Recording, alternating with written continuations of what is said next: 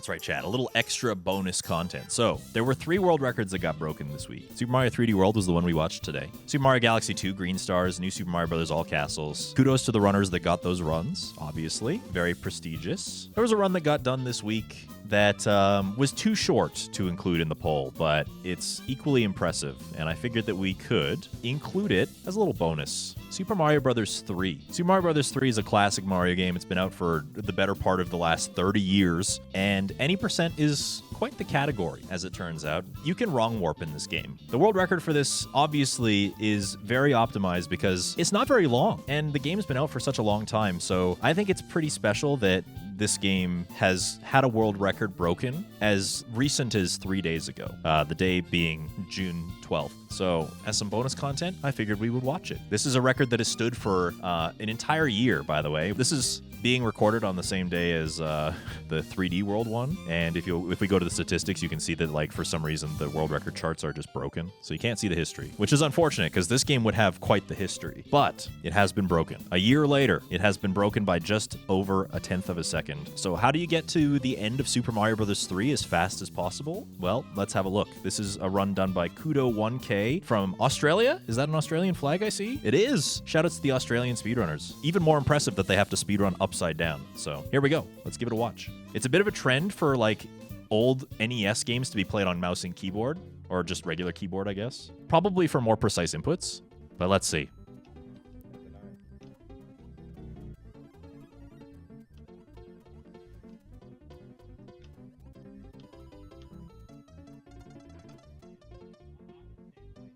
Keeping P-speed through the first level. Also getting a mushroom in the first level. You want to see their hands. Sure. All right. Here we go. So, Super Mario Bros. 3 is all about keeping P-speed. This actually comes with, like, a visible bar at the bottom. A lot of, like, modern Mario games don't bother with the bar, but in Super Mario Bros. 3, you can physically see, like, when you get up to max running speed. And the way that you do that the easiest is by running on the ground as much as you can. So if you're in the air, if you jump before you get your P-speed, then you typically have a hard time. You have a hard time getting up to top speed, I guess. So, neat little trick there. If you're unfamiliar with what just happened there, the white platforms, if you duck on them for 5 seconds, you go, like, in behind the stage. You go out of bounds, kind of. And then you can run behind the goal area. Another little secret here, you can fly up this part of the stage and get the whistle. Now you have 2 whistles, and we've only played 4 levels so far. So you use the whistle here, and we're going to go into World 2. And the reason we're going to go into World 2 is because if you use the whistle again on the map screen, it takes you to World 8. But for the purpose of any percent, we need to do the wrong warp. The wrong warp is located in World 7. So you go into World 2, you use the whistle again so you can go to World 7. And in this very first level, this is where the wrong warp happens. And I'm not even going to say anything. Like, I don't think there is anything I can say. It's just a marvel that people were able to figure out this at all. So...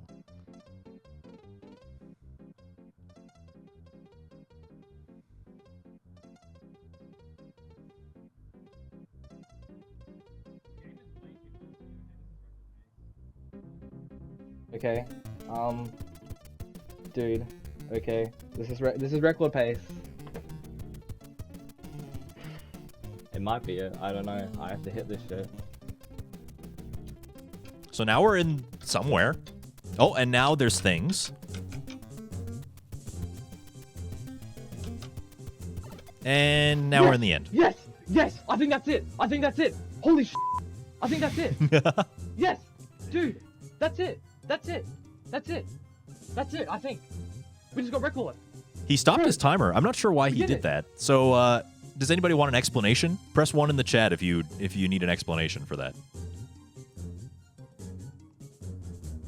So anybody who's familiar with speedrunning probably is familiar with the concept of arbitrary code execution. Arbitrary code execution is basically the game is programmed to do a thing, right? You know, if you press the A button, then you jump. And programmers try their absolute best to keep everything in line so that everything is programmed to do what it's supposed to do, right? But because the game is a program itself, there are things that you can do within the game that can sometimes manipulate how information is read within the game's code. So arbitrary code execution is you performing in-game actions to rewrite the coding of the game so that it does things it's not supposed to. In simple terms, I know that's generalizing it quite a lot, but that's kind of what's happening when arbitrary code execution happens. And you have to realize that, like, when he enters 7-1, he does not come into it with the expectation of actually playing the level properly at all. Everything that he does in this level is done specifically on purpose to trick the game into sending you to a different place that you're not supposed to go. So everything is simple as, like, kicking the shell that way and then flying this way, jumping on that, grabbing that shell, kicking it up so that it, like, cancels out against that block, flicking that shell from the one side, and then going into this pipe. Like, everything that you're seeing is, like, done on purpose to basically rewrite the game's memory in a way that this pipe appears right here. And then when you go down it, the game doesn't know where to send you because you've confused the fuck out of it, basically. So it just kind of sends you on a journey. And if you've done everything, in the arbitrary code correctly, then what the result is a wrong warp. So he's gonna zip down this screen of nonsense. The game has no idea what's going on. It's trying to figure itself out. And there's a door when you exit the pipe there that you go in, and it just spits you out right at the credits. To the best of my knowledge, that's what's happening here. How people figured out that combination of things just sends you to the credits by some sort of, like, freak circumstance is beyond me. But this is the perseverance of speedrunning. This is the kind of stuff that speedrunners are capable of doing. It's wild. I don't know how you could get much more perfect than that, to be honest. Yeah, the thing with SMB3, like, it probably is an easy setup, but SMB3's physics are different than other Mario games, like 2D Mario games physics. I find that Mario is a little bit more slippery and a little bit more floaty than other games in the franchise. So for me, who really liked Mario World, it's hard for me to adjust to that, and that's why it's so hard. But yeah, on the back end, like, it is a little bit more complicated than I tried to describe. Like, it is in layman's terms so that you can kind of understand, but, like, basically, like, it's much more common on old games, right? Arbitrary code execution is a lot more common on old games because I don't think you realize, but the amount of memory that they stuff these games into is tiny. Tiny, tiny, tiny, tiny. I think it's like 8 megabytes or something for an NES cartridge. It's not very much. And so in order for all of this data to be compressed into such a tiny little space, you need to do something. You need to come up with, like, clever programming tricks to, like, store things in memory in a way that the game can use them without it being really, really hefty, right? Like, these games are very, very small. They take up very, very small amounts of memory. So, you know, you have to come up with some clever programming tricks in order to make that work. But that is what speedrunners use to their advantage, right? Because if you're basically storing some memory in the same place, then you can manipulate that and you can use that memory to do other things. It's hard to explain without, like,